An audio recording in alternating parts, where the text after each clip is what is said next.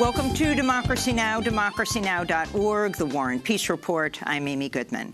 President Trump announced on Twitter Saturday he was calling off a secret meeting between himself, the Afghan president, and Taliban leaders that may have led to the withdrawal of thousands of U.S. troops from Afghanistan, although reports raised questions about the meeting's details and who exactly was going to take part.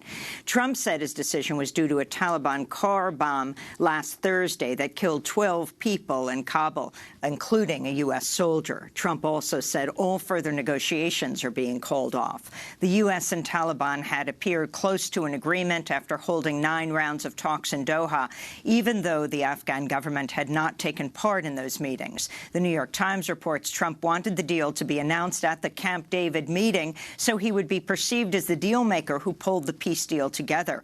But according to the New York Times, Taliban negotiators had agreed to come to the United States only after a deal was announced and only to meet with the American side. There are also questions about why Trump canceled the secret meeting. We'll have more on this story after headlines. At least 44 people are confirmed dead, and the number is expected to soar exponentially as the Bahamas continues to reel from the devastation wrought by Hurricane Dorian. More than 70,000 people on Grand Bahama and the Abaco Islands have been left homeless, and thousands remain missing. On Saturday, a cruise ship brought more than 1,500 Bahamians to a port in Florida. But Sunday, more than 100 people seeking aid and refuge in the United States were turned away after boarding a ferry bound for Florida. Before the boat left the Bahamas, passengers were told to disembark if they didn't have visas to enter the United States. This is Renard Oliver, a father who was forced to take his young children off the boat after the announcement. At the last minute like this, it's kind of disappointing. It's hurtful because I'm watching my daughters cry, but yeah, it is what it is. In Tennessee, the FBI is investigating the shooting of an undocumented immigrant by an ICE agent, that's Immigration and Customs Enforcement, during a traffic stop last week.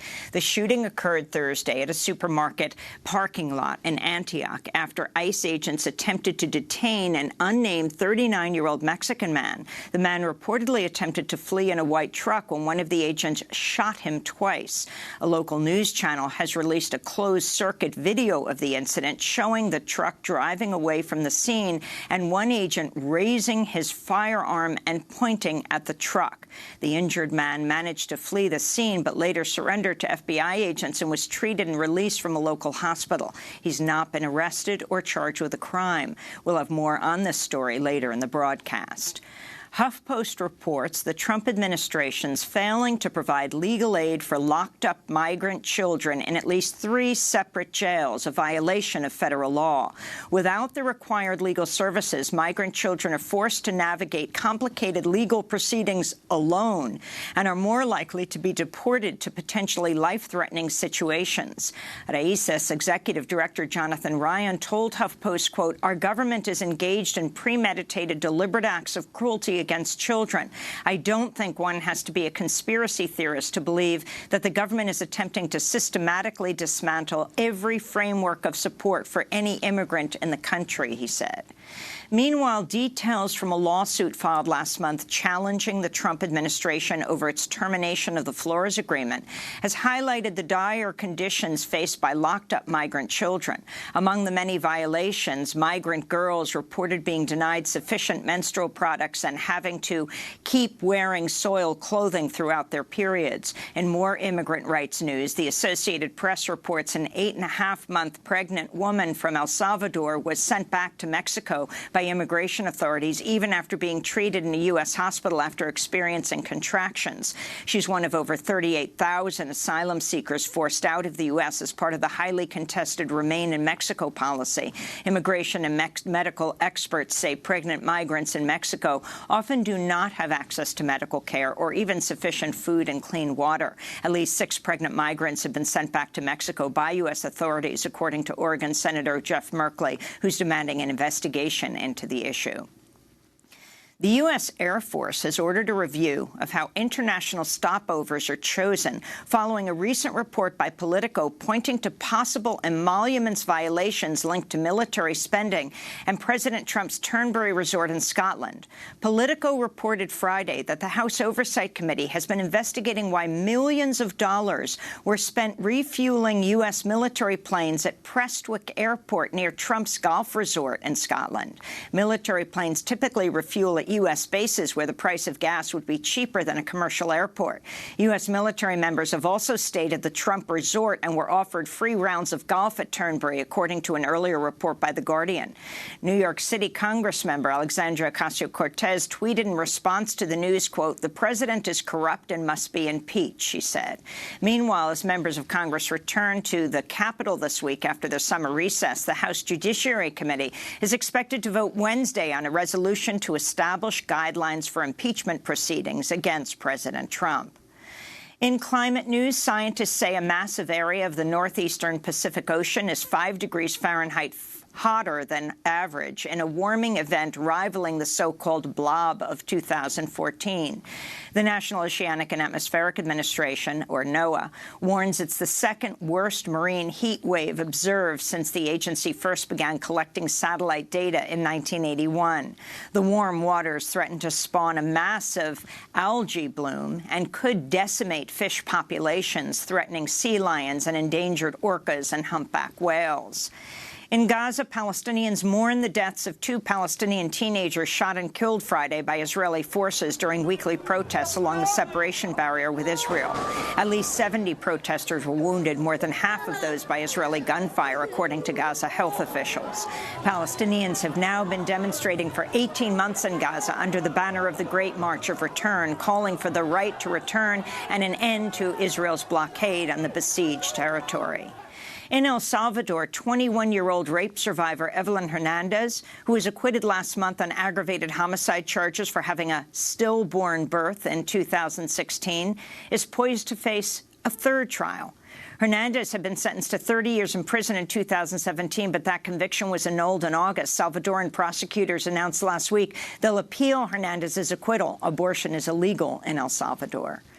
Russia and Ukraine swapped dozens of prisoners Saturday, a move that many are hailing as a major step towards easing tensions between the two nations following Russia's 2014 annexation of Crimea. This is the Ukrainian President, Volodymyr Zelensky. We have agreed on the first stage of unblocking of our dialogue and on the first step in ending the war, the return of our prisoners of war, our soldiers, our sailors, and our territories. Ukrainian filmmaker Oleg Sentsov was one of those freed in the exchange. Amnesty International said in a statement, quote, Oleg Sentsov and many others jailed following Russia's occupation and illegal annexation of Crimea are simply victims of politically motivated prosecution, and they should never have been imprisoned in the first place. While it's a relief they're now free, it's a travesty to see them being used as human bargaining chips in political deals, Amnesty said. In more news from Russia, pro-Kremlin candidates retained their majority in Sunday's local elections but suffered notable losses following weeks of political unrest. The ruling United Russia Party, which backs President Vladimir Putin, lost around a third of its seats in the Moscow legislature. Protesters have been taking to the streets over the summer after opposition candidates in Moscow's city council elections were barred from running. Police arrested thousands of people, including political candidates and opposition leader Alexei Navalny. Navalny urged supporters to vote strategically in the elections to limit the Kremlin's power. Colombia's human rights ombudsman says more than half the country is at risk of violence related to the upcoming local elections. The warning comes after the death of mayoral candidate Karina Garcia, who was brutally murdered along with at least 4 others while campaigning earlier this month in the Cauca region. Meanwhile, 2 more indigenous activists have been killed in recent days. Glably Gomez and Aida Troches, both victims, advocated for indigenous women's rights in the Cauca region. Back in the United States, former South Carolina Governor and Congressmember Mark Sanford has entered the Republican 2020 primary race. He made the announcement Sunday on Fox News ahead of a formal launch later this week. As a Republican Party, we have lost our way, he told Fox News host Chris Wallace. Sanford has highlighted government spending and federal debt as key issues. Sanford's a Trump critic who lost his congressional seat in 2018 after being defeated by a pro-Trump challenger in the primaries. Democrat Joe Cunningham eventually won the seat. Sanford is the third Republican to challenge Trump for the 2020 presidential nomination, joining former Massachusetts Governor William Weld and former Illinois Congressmember Joe Walsh. Sanford, however, will not be able to run in a primary in his own state since the South Carolina Republican Party voted to skip the presidential primary next year to save money and throw the state's support behind the Trump campaign.